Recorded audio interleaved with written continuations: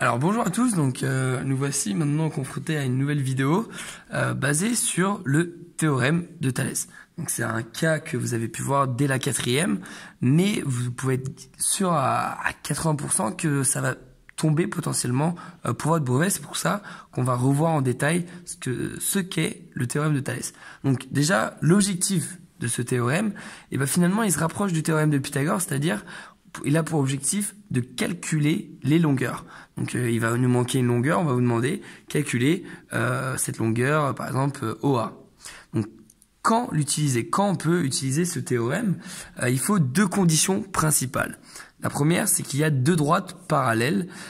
S'il n'y a pas de droite parallèle, on ne peut pas utiliser le théorème de Thalès. Et la deuxième condition, c'est qu'il y a deux droites séquentes. Une fois qu'il y a ces deux conditions-là, alors on peut commencer à parler du théorème de Thalès. Et donc, plus bas, je vous ai mis deux exemples où justement ces deux questions, ces deux obligations sont présentées. Par exemple, pour cet exemple, là on a bien deux droites séquentes. Séquente, ça veut dire qu'elles se coupent. Donc elles se coupent ici au point A. Et après, on a deux droites parallèles. Parallèles, ça veut dire que voilà, elles ne se touchent pas, peu importe où elles se situent, elles ne se toucheront jamais. Donc là, on a un cas où on peut parler du théorème de Thalès. Et un autre cas un peu différent, mais qui reste pareil, c'est ici où au final, on a aussi deux droites qui se coupent au point B, cette fois-ci, avec deux parallèles. Donc voilà deux exemples de théorème de Thalès. Au brevet, vous avez de grandes chances de tomber soit sur l'un, soit sur l'autre. Donc familiarisez-vous avec ces deux modèles, ils vont sûrement tomber. Et donc, pour commencer le théorème, il faut connaître trois longueurs. Donc là, par exemple, on a un exemple.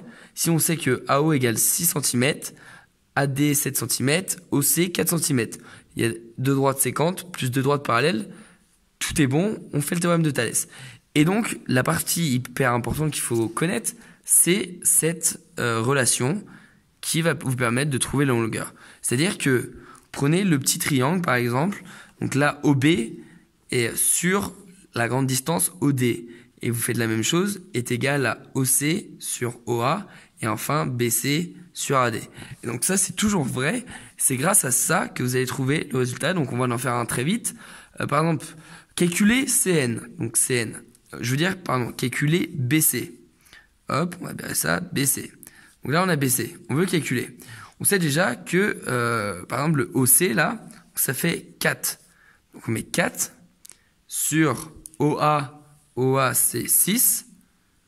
Talin. Et donc ça, c'est égal à BC. BC, ça, on connaît pas. C'est ce qu'on cherche, justement, sur AD. 7. Et donc là, on a une équation et on connaît, c'est un produit en carré, c'est-à-dire que pour trouver BC, BC est égal à, donc on fait 7 fois 4, 7 fois 4, le tout divisé par 6, et ça, on obtient de tête, bien sûr, 4,7. Donc voilà, on a répondu à la question, BC égale 4,7 avec le théorème de Thalès. Donc je vous invite à faire d'autres exercices là-dessus. Et puis moi, je vous laisse pour une prochaine vidéo. Allez, au revoir.